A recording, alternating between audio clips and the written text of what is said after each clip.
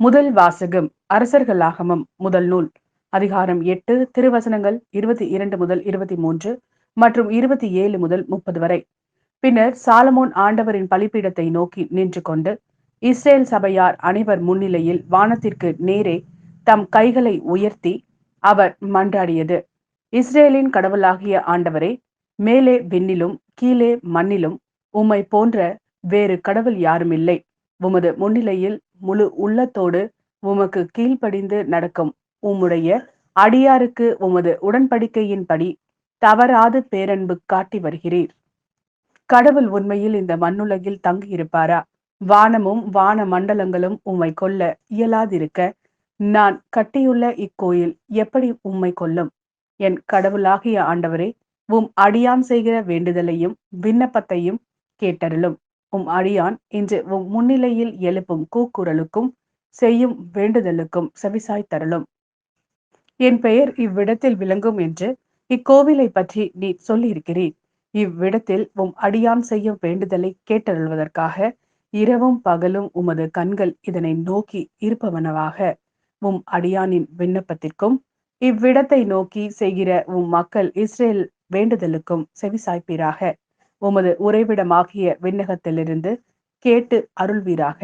கேட்டு மன்னிப்பு அருள்வீராக. இது ஆண்டவரின் அருள்வாக்கு. இறைவா, உமக்கு நன்றி.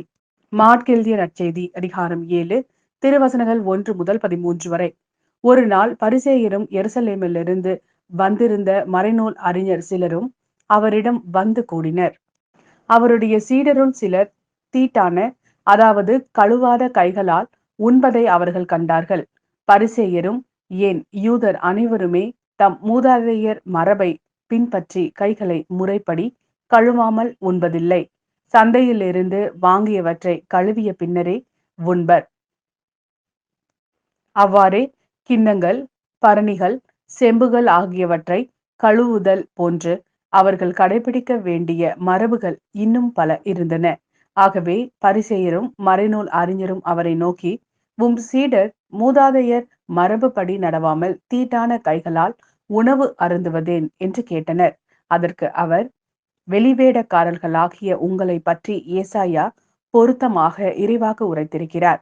இம்மக்கள் உதட்டினால் என்னை போற்றுகின்றனர், இவர்கள் உள்ளமோ என்னை விட்டு வெகு தொலையில் இருக்கின்றது. மனித கட்டளைகளை கோட்பாடுகளாக கற்பிக்கின்றனர். இவர்கள் என்னை வழிபடுவது வீண் என்று அவர் எழுதியுள்ளார். நீங்கள் கடவுளின் கட்டளைகளை கைவிட்டு மனித மரபை பின்பற்றி வருகிறவர்கள் என்று அவர்களிடம் கூறினார். மேலும் அவர், உங்கள் மரபை நிலைநாட்ட கடவுளின் கட்டளைகளை வெகு திறமையாக புறக்கணித்து விட்டீர்கள். உன் தந்தையையும் தாயையும் மதித்து நட என்றும், தந்தையையோ தாயையோ சபிப்போர் கொல்லப்பட வேண்டும் என்றும் மோசே உரைத்திருக்கிறார் அல்லவா?